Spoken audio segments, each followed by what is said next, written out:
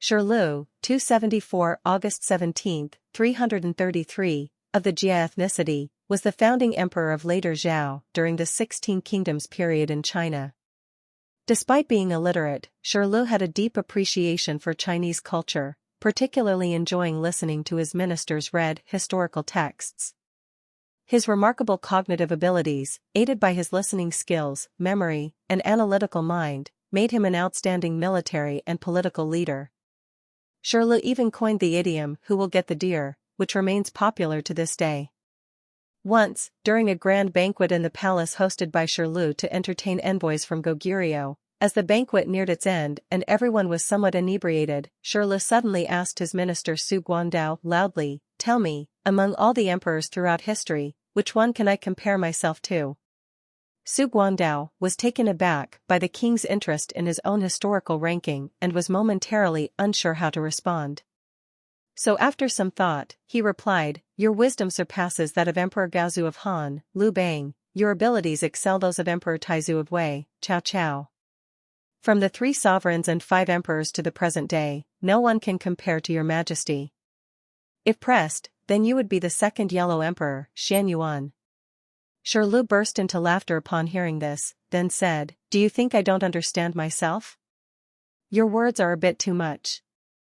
If I were to encounter Emperor Gaozu of Han, Liu Bang, I would willingly become his subject, following his commands, and only competing with figures like Han Xian and Ping Yu.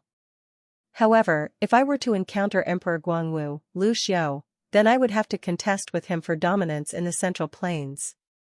At that time, who knows who will get the deer?"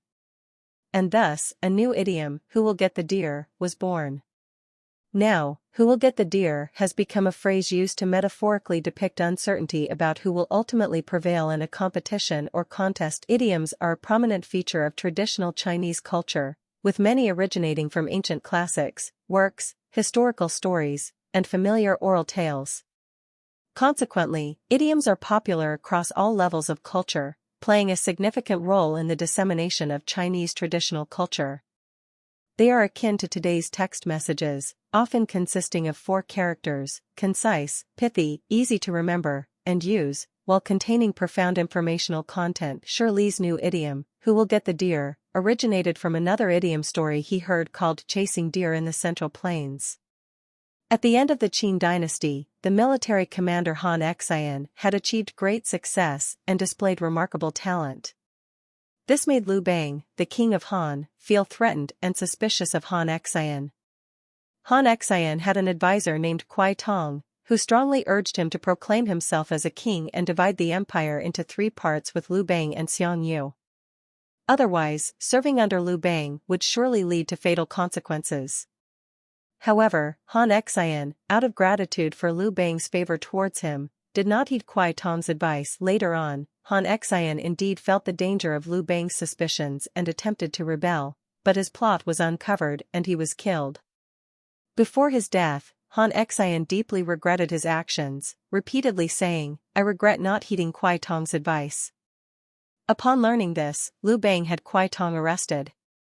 Liu Bang personally interrogated him, asking, "Did you incite Han Xian to rebel in the first place?" "Yes, I did. I advised Han Xian to proclaim himself as a king. He didn't listen to my counsel, and he brought destruction upon himself," Kuai Tong said disappointedly. Liu Bang was furious and ordered the guards to take Kuai Tong out and have him executed. However, Kuai Tong loudly protested his innocence. "Kuai Tong, how can you claim innocence when you incited Han Xian to rebel?" Liu Bang asked. Kuai Tong replied, "Back then, the situation was like the king of Qin losing a deer. Heroes and brave men from all over the world chased after it. Those with high intelligence and fast speed would catch it first.